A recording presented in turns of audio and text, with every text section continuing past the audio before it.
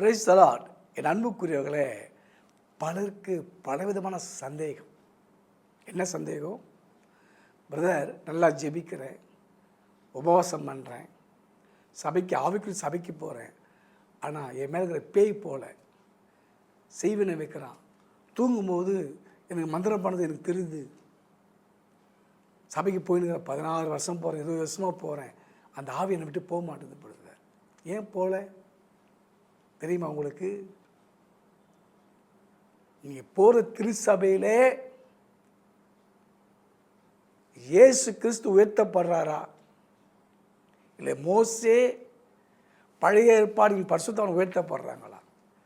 இயேசு கிறிஸ்து ஜபாலித்து போகும்போதெல்லாம் நியாயப்பிரமாண ஓய்வு நாளில் தான் சுகமாக்குனார். மோசையின் பிரமாணத்தை கை கொண்டவங்க சுகப்படுத்தலை, பேயை ஓட்டலை, அற்புதம் நடக்கலை. ஏன்னா அது நோயை கொண்டு வருது, பிசாசு போகாது. ஏன்னா அது பாரம்பரியங்கள், சடங்காச்சாரங்கள், கலாச்சாரங்கள், இதெல்லாம் அது அடங்கியிருக்கிறது. ஏதோ கடமைக்கு சபைக்கு போயிட்டு பாஸ்டர் அழகாக பேசுகிறாரு, சிரிச்சினே பேசுகிறாரு, ஏமாந்து போகக்கூடாது. கிறிஸ்து இருந்த திருச்சபையிலே அப்புறம் பிரசங்கம் பண்ணுவது பேயை ஓட்டுறார், சுகமாக்குறார், நடக்க வைக்கிறார். எங்கே போயிடுச்சு அந்த அற்புதம்? கவனமாக இருங்கள் தெய்வ பிள்ளைகளே. பெரிய கூட்டம் அல்ல, தேவன் அங்கே இருக்கிறார பாருங்கள். ஒரு முறை ஒரு நீக்கிறோம் ரட்சிக்கப்பட்ட புதுசில் மகிழ்ச்சியோடு ஒரு சபை துதிக்கிறத பார்த்து ஓடி போகிறான். ஐயோ, உள்ளே போகும்போது வாட்ச்மேன் தடை பண்ணுறான். என்ன தடை?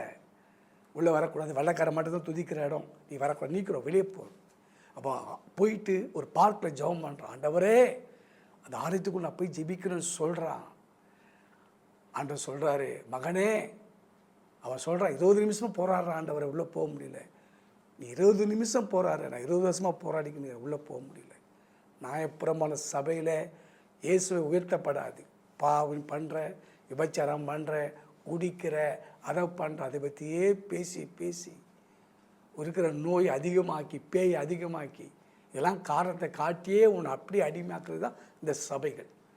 ஆனால் ஆவிக்குரிய சபை உனக்குள்ள அசுத்த ஆவி வியாதிகள் குணமாக்கப்படணும்.